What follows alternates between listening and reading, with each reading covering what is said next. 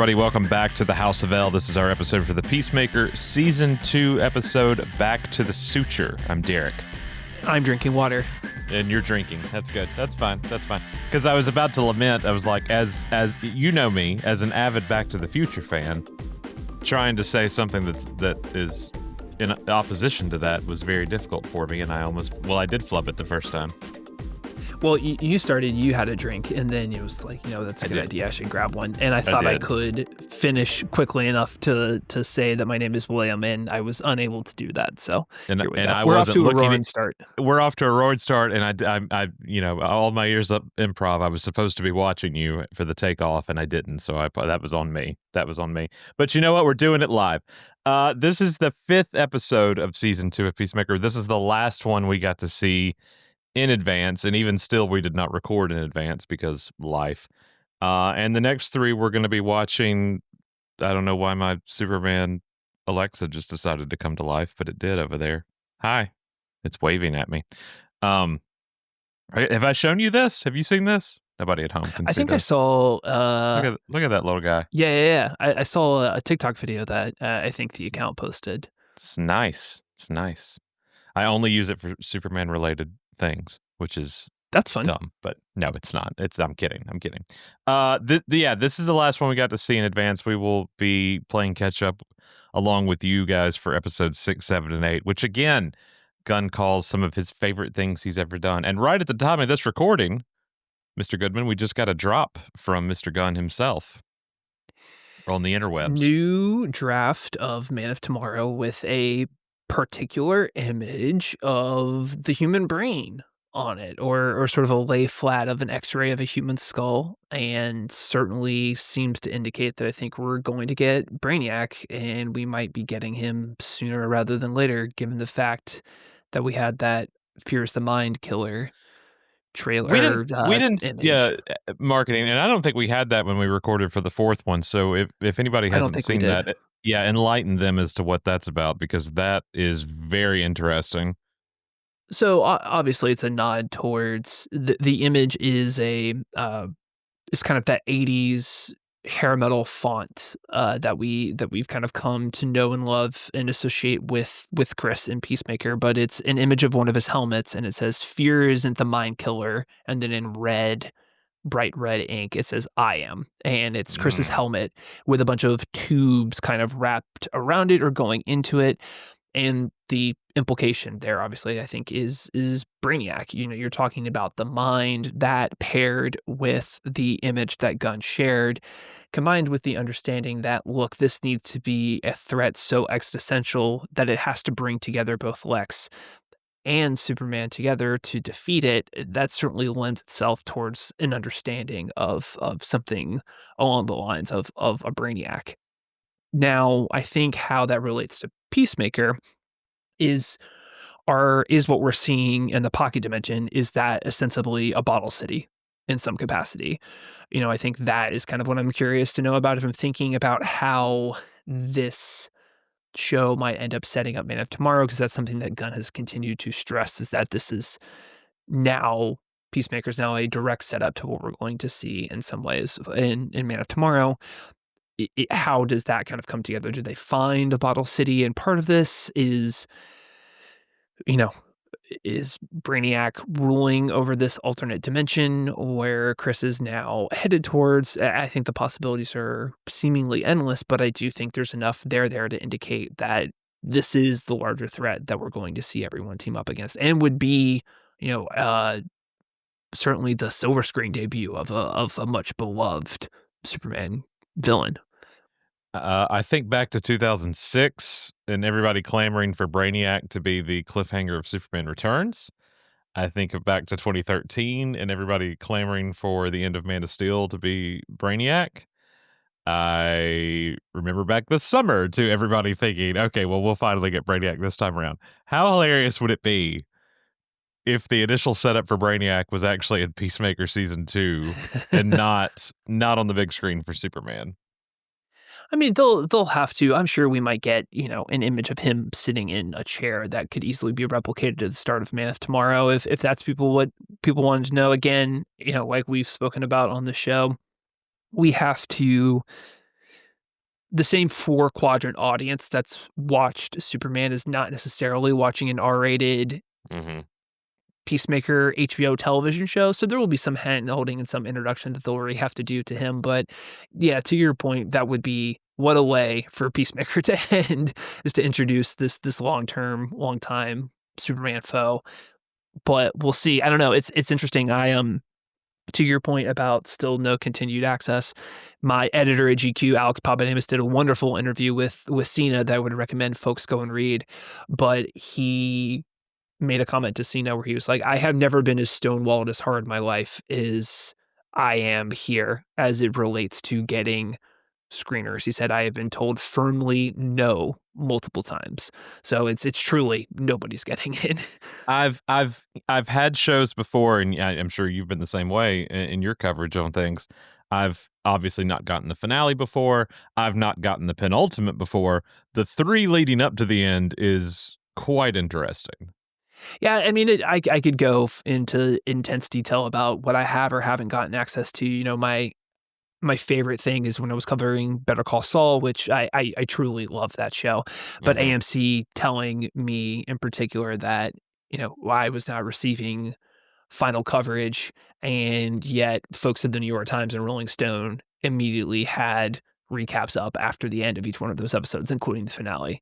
So it's like, oh, so I'm just not getting them, but You're some not people getting are it. getting them. Yeah. And I'd rather folks be honest with me and just say, hey, we have certain outlets have pre-assigned coverage that we're working with to place. But I'm glad there seems to be some true uniformity here where it seems like nope, truly nobody is getting this. Nobody. That does make me feel much better about the situation. So I won't go into the long details there, but it'll be really cool, I think, for people to actually dig into this all in real time. There have been some years where House of the Dragon was one where they always said that they weren't going to send the finale, and the finale ended up leaking, and then we got it Yeah. anyways. But it'll truly be nice to have like a big splashy HBO finale that I have not seen. Yeah. No, I'm immensely looking forward to it. I'm excited for this week's. Obviously, Gunn directed 6 and 8. Mhm. Have we seen who directed 7? Did Greg direct 7? I can't even remember if I've seen that information I come can't remember if across you my did or not. Yeah, screen. and I can't remember if they've announced it.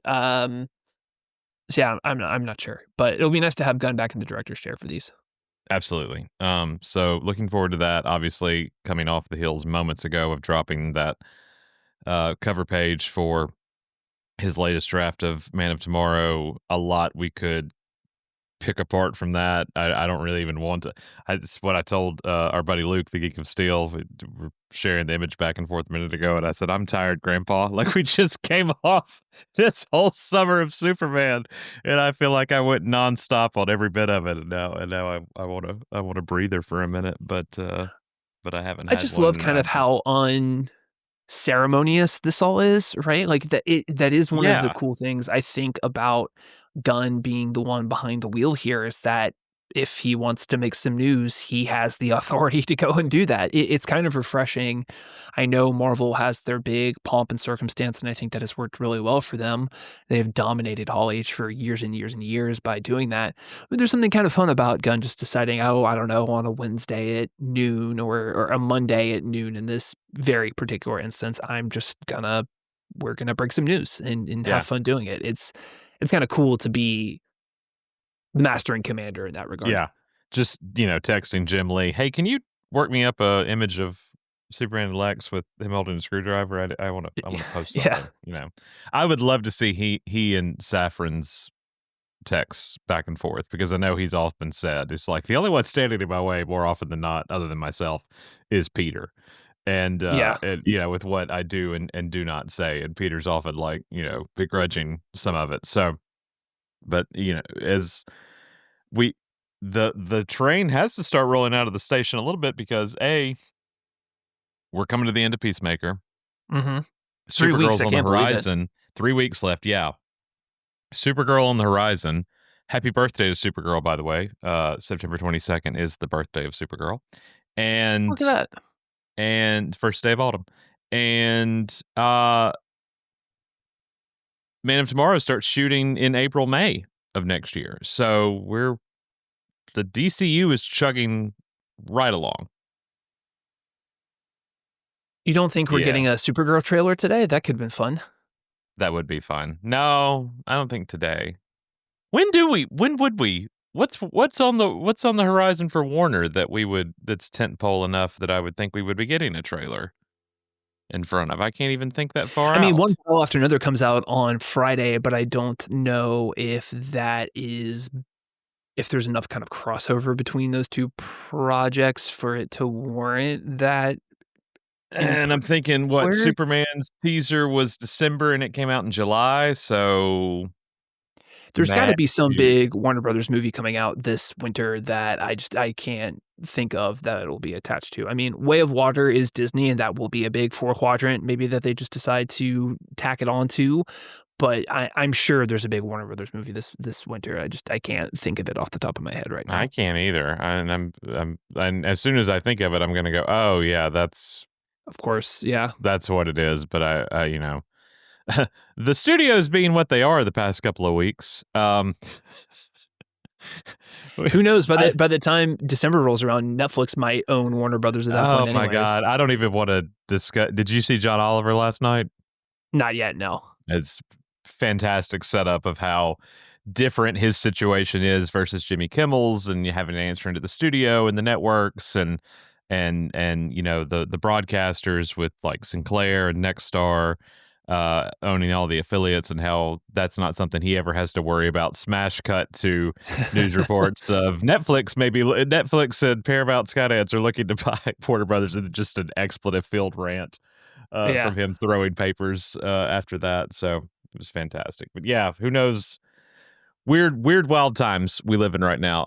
Regardless, let's talk about this fifth episode, which really, I mean, in a way, kind of sets up or not cancels out, but finishes up these first four episodes and looks ahead of these next 3 hours that are to come. I mean, in some ways, you could even call this ending a season finale. It felt like, because it very much, in the days of yore of television, this is the kind of thing you would get in a May season finale of him walking through a door and everybody sad, left behind, and okay, we're gonna go get him, and then that's it. We'll see you back in 3 months. Thankfully, we don't have to wait 3 months. We only have to wait a week, but we're still very much convinced that things aren't great on this earth that we are left in the final moments of episode 5, to the point that I didn't even catch the first time around watching the screener, but did watch the second time around as it aired on HBO Max. The American flags, if you caught this, are very Yeah. much concealed, and we see the stripes, but not whatever is replacing The the stars. stars. Yeah, the And stars are it's going to missing. be one of those things too. I feel like James is going to be like, yeah, here was all this, hidden stuff leading up to it in advance that, we didn't even catch up on, like hidden swastikas, like much like hidden Mickeys at Disney. We're going to have hidden swastikas peppered all over the place. Some people have even said that the lines between the LED The lights grid in the and the background of grid the in the dance. background is sort of partitioned in the swastika symbol. I, That feels like a bridge too far, perhaps, but who knows? to that point, I was even watching the dance moves and was like, is anybody in that Chris comes out and does that thing with his arms hanging in the beginning and everything. I was like, can anything be misconstrued or construed as some sort of imagery? Again, we don't know that it is Earth X, but we know things can't be good here. We do know they have kaijus that are It's the very exact same one similar. from Superman. Yeah, that or at least a cousin of it, that are very similar to the one from that the Superman and the Justice Gang took on. Great day for those Um, VFX artists where they just get to reuse an asset and not really Absolutely. they get to do it at nighttime, so it probably Make it took at like a night. third of the work that it would normally take. It's great. I mean, they had to do a whole shot of of the trio flying, but otherwise my good buddy Dave Gonzalez over at uh, I'm not sure where Dave is right now. Anyway, great podcaster, Storm of Spoilers guy. Always used to, as it related to Game of Thrones, would talk about like a pixel count as far as it related to all the different dragons that they were going through and creating, and those VFX artists were having to do on all of the Game of Thrones dragons. So I think about that anytime I see a big monster on a TV show budget. Is man, how long did that take? But at least they I got know. to reuse some of that stuff this time around. That shot of it laying on the ground at night reminded me of Cloverfield too, a good bit, Oh, yeah. which is, if anybody knows me, I'm a huge Cloverfield nerd, all 3 of them. Still waiting on our 4th one. So, but I don't feel like there was enough in this episode to, again, and again, we were on our Earth for the majority of it, but uh, to give any more credence to not even our theory anymore. I think everybody's pretty much on board with this idea that it's some sort of autocratic. However you want to go into it, whatever the alternate version of the history of this United States may be, that skewed off from something else. But it is Back to the Future. I can make Doc Brown jokes. So I and we've spent, especially the last 2 episodes, a lot of time talking about what that could mean if it was. But I want to spend some time on this one, just briefly here for a few minutes, talking about what Chris is leaving behind here, because we see how sad his teammates are to watch him leave. Uh, Specifically Adebayo and Adrian, which, watching that man cry, that hurts uh, a good bit. But I will say, we've talked a lot about him just being Adrian this season and not Vigilante.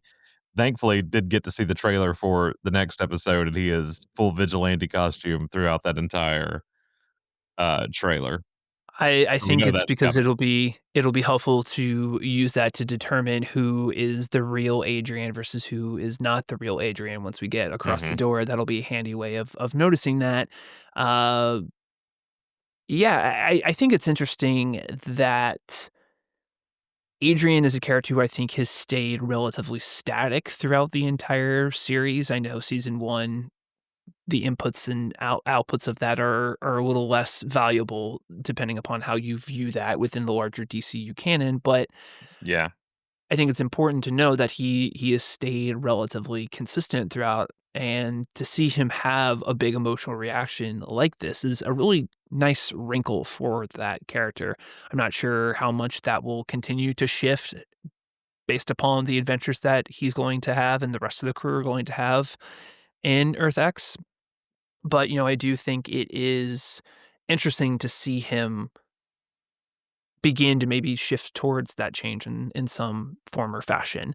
I think the other thing too is, and I think you kind of rightly called it, is that, you know, Harcourt was not entirely selling Chris out, was trying to find a way to Right. make it work. But even if she was, the awareness that, Chris had by hearing the code word, even if she had turned around and double crossed him on top of that, that sequence at the city hall, see how I think it's one of those things. Chris can sometimes be such a buffoon that we forget just how skilled he is, Yeah. as a fighter, as a combatant. So to see him really just move through that entire crowd and use people as various, tranquilizer shields and what have you, it's nice to have those sequences to remind you how skilled your protagonist is. And Chris is dumb about some things, but I would not say he is a dummy in general. Mm-mm, And it's no. it's nice to have a reminder of that, piggyback to, a genuine attempt from Harcourt, I think, to try and save him. I know they're on the rocks in a lot of ways right now, but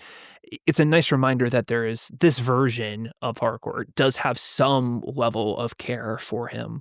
Um, Speaking of Harcourt, one of the other things I think we touched on last time was the pre-established relationship that she had with Rick Flag Sr. And we get that cold open this week, and I think it was really pertinent to know that even within that interaction, it was good to see that I think Rick Sr. is someone who is smart and intelligent enough to understand that his son and Amelia had some level of a relationship.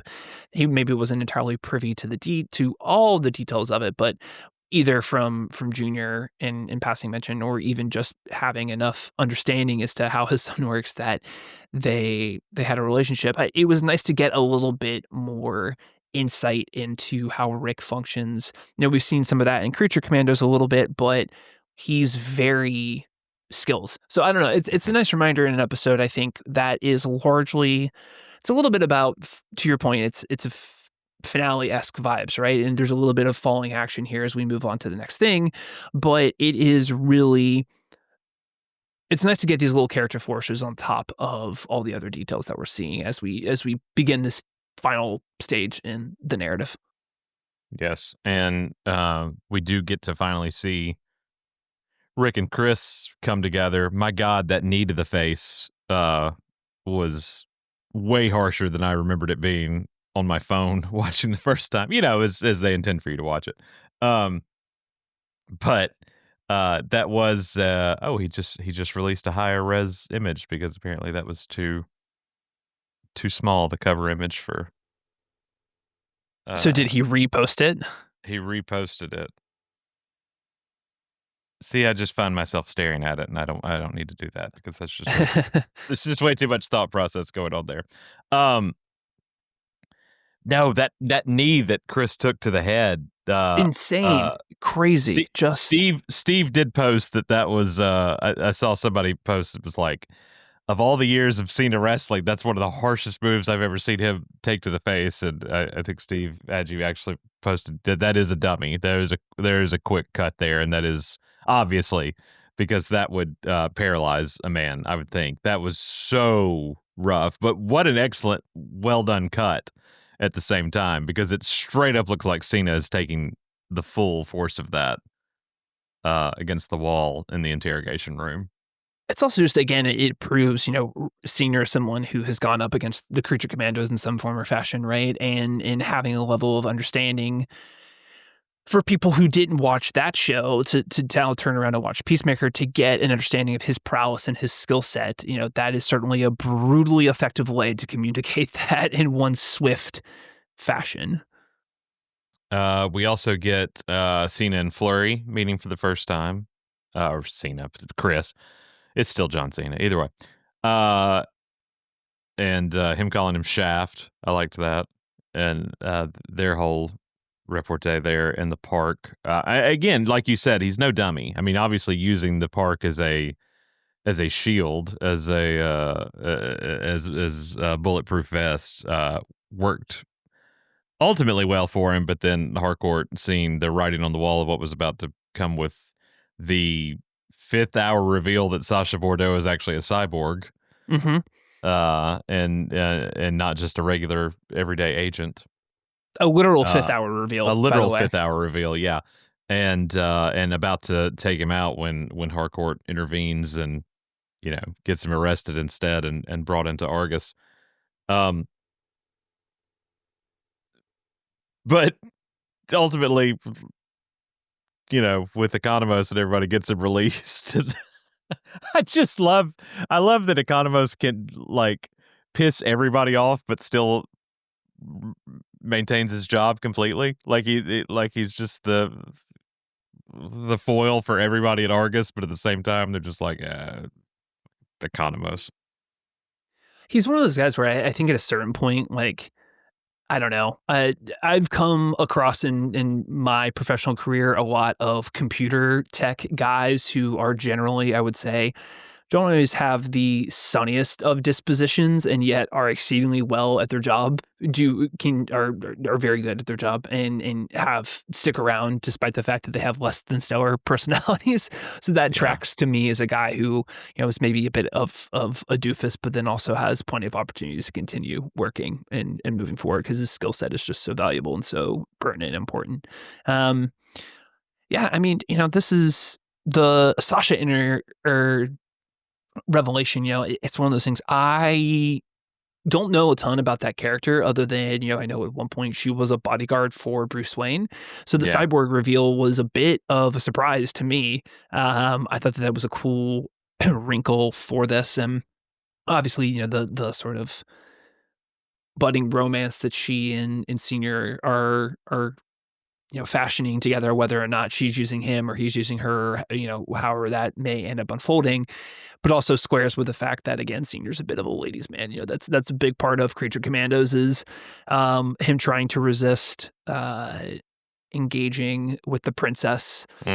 and falling uh prey to his own worst impulses and sort of giving in accordingly. So it was nice to see that kind of translated on the Peacemaker side of things as well. And good to see the robot loving act come back around now here 20 years later after we invented that term in 2008 for Terminator. Um, so if and what we've seen in the trailers, if Economos and Adebayo and Harcourt and Adrian are all gonna cross the threshold and go in after Chris, obviously he closed the door behind him, so they're gonna have to move the alien tech uh out of there because everybody else is gonna know where it is. Or is there another way in? I don't know, but we see them using the technology to gain access themselves. I think Judo Masters going in. That seems to be a given. I I I Already fear I there. don't. Walked I in, already walked there. in. Yeah, out walked in, and I fear that if our theories are correct on this Earth, Judo Master will not make it long. Uh, No. once being there, especially on his own. He could take care of himself a good bit, but I would it, apparently a whole nation might be against you. I don't know how good your chances are there for very long. I like the idea of Judo Master always being one of these villains that kind of just or foes that is always in the series in some way, shape, or Yeah, form. yeah. That's a fun has the potential to be a fun, almost like Kenny from South Park-esque bit where it's just he's right back no matter what happens, just I, I always there to be a thorn in the team's side. I totally see that. I also see the shock value in he and Chris meeting on Yeah. this Earth, and then all of a sudden being shot in the head out of nowhere and taken out by Keith or Augie or somebody, and that being our first real reveal that something's amiss here finally for Chris, who has just got blinders on. And why wouldn't he? Everything's perfect for him there. Everything that he Mhm. doesn't have currently that he wants, he has here. He's got his dad, he's got his brother, he's got Harcourt. So, and he's a hero. It's those four things that are really driving him at this point that he feels A public missing. hero. I think A there was public some hero. level of Yeah. understanding and appreciation of the fact that through his actions in Project Butterfly, he saved the world, but obviously that is tainted Right. by by this journal and by the fact that this is somewhat of a covert, or that was a covert operation where he really couldn't take credit for that. In fact, that was something where it was like, you're going to do, there was blackmail a lot of ways. So you're going to do this for me, or you're going back to prison. It was really sort of the condition of his release per the terms Waller set up in season one. So yeah, Right. I think it's, yeah, an uncomplicated hero for sure, but I definitely think the public persona is certainly a large portion of it as well. I mean, you see Well, and how excited he was to get, flashed by those women yeah, on his peace cycle, and how, at first initially how excited he was to interact with that little kid before it got weird. But yeah. That's a little much. And but to that point too, though, it is that public hero. Whereas on current Earth, our Earth, it's very much he's a joke. Mhm. He's laughed out of an interview with the Justice Gang. He's on basically the Fox News equivalent of television. On in Superman with Clevis, being interviewed there. So he's very much not taken seriously. So to be in a place where he is taken seriously, where he does have his long lost brother, he does have his dad who shares love with him, he does have the woman he's in love with truly love him back. I wouldn't be looking at the American flag either Yeah. in those instances. So it's easy to um to have those blinders on, I think. So we'll really see how that comes to a head here in a few days and find out where we go from here, because I really don't think we can last another episode without some sort of reveal at this Yeah. point. And maybe it's the end of this episode. I don't know, because I don't know how much time we're going to spend back on our Earth. Obviously, our the rest of the 11th Street kids need to make their way over. So this could be a Peacemaker light episode as he gets more and more into the fold of his Earth, as we see everybody else kind of realize what has transpired here and having to go after him, be it the 11th Street kids and Argus agents. To your point, I do think from a storytelling perspective, what we have to come as far as resolving everything in episode 8, and then I think maybe some fallout. Your point of saving it as like an end of episode reveal makes a lot of sense to me. 7 is kind of the fallout of that, trying to get back, and then 8 is kind of tying everything up as far as it goes. For lingering plots, maybe they stay through the alternate universe through episode 7, but from a plotting perspective, it definitely feels like this week's episode is when we're going to get that big reveal. And I think it'll be interesting to have the rest of the crew as the kind of audience surrogates for this in a lot of ways. We've Hmm. seen this from Chris's perspective and how rose colored that is, but I think to see the true clarity of it for everyone else, I think will be exciting, and potentially very upsetting for Chris, depending on how Yeah. it all unfolds. Um, can we talk about Eagly for 2 Yeah, seconds? I was gonna say, because we've also kind of dispatched our B plots here, moving into the whole thing, because we really tied up that Red St. Clair storyline quick. Um, I don't think my favorite thing that the show's done. Um, it's Rooker needed a vehicle. he it is if it's a giant extended bit for Rooker to just make an absolute fool of himself, I'm not entirely opposed to that. But I think this is one of the concerns that I had when I levied this concern initially, was that maybe just getting it too much Eagly time. I'm Hmm. not necessarily opposed to Eagly having his own arc in the same way, or storyline in the same way that maybe, Crypto did in a lot of ways in Right. Superman.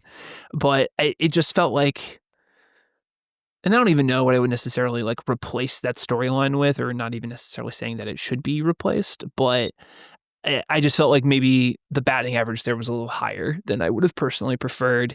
Although I have to say it was almost entirely worth it for sort of the prime eagle reveal on the branch at the very end, as all the other eagles, absolutely just rip them apart. I wish this was an original thought that I had, and I can't say that it is, but I saw someone on Twitter mentioned that if they had a nickel for every time a Warner Brothers related property ended with someone being torn apart, within the last couple of months, they would have 2 nickels, which isn't a lot, but it's weird that it's happened twice. If Listen, you've seen the listen, movie Weapons, you know listen. what I'm talking about? That shot when the guy's mowing the yard and the 2 fence lines, and you just see her running, and then see the kids, and dear God, that's comedy. You can't. That was perfection. That was so good. God, that was a good movie. That was a It was a really great good movie. movie. Uh, One of my favorites of the year. The first, I, yeah, great stuff. 5-star yeah, film for yours absolutely. truly, personally. Um, Um, so we'll yeah, see what's so coming. Yeah, yeah, I'm with you on the Eagly thing. I think it was a weird kind of divert, and there may be more to it that we haven't figured out yet, but it may have just been, hey, let's give Eagly a storyline. While we're hunting Chris, we also need to be hunting Eagly. So we gave him a foil with Rooker, who has played multiple roles now in the DCU already, and evidently will continue to, Gunn said. And he always manages to kill him, too, yeah, every time. Not even just the DCU, just in Gunn. Like, he killed him in Super, he killed him in um Guardians. Guardians? Yeah, there's, Yeah. multiple instances of Rooker getting killed. I still can't believe he was not, Bibbo in Superman. I really had Mm-hmm. money on that happening and thought that was gonna be the case, but There's still time. ultimately not. There's still time. Yeah, because Superman Robot was not one of the things I would have jumped to when guessing, Mm-mm. his credit for that film. I'm so excited to cover these last 3 episodes with you. Our buddy Dane Davenport is gonna be joining us for at least one of those hours. And there's going to be a lot to discuss, because, as Gunn has said, this does, and we've mentioned at the top of this episode, this does play in heavily to the details of Man of Tomorrow, or what is going to set up Man of Tomorrow. Um, we've still got a lot from what we've seen in trailers that hasn't come to fruition yet. Belle Reeve, Lexus Henchman, with Otis and Sydney being there. Um, Argus trying to navigate the 99 doors and opening bad ones. in their suits, and then of course our people, our 11th Street kids, trying to make their way over to save Chris and bring him back. Um, so we'll see what happens. We'll be back with the 6th episode later this week. In the meantime, check us out wherever you listen to your podcasts. You can search The House of L. We would love for you to subscribe, rate, and review. You can follow us wherever you do your social media: TikTok, Instagram, Threads, X, Twitter, Blue Sky. We're on there at Superhouse of L, and you can always find us online at superhouseofl.com, where you can also listen and find all those links. And we will see you next time.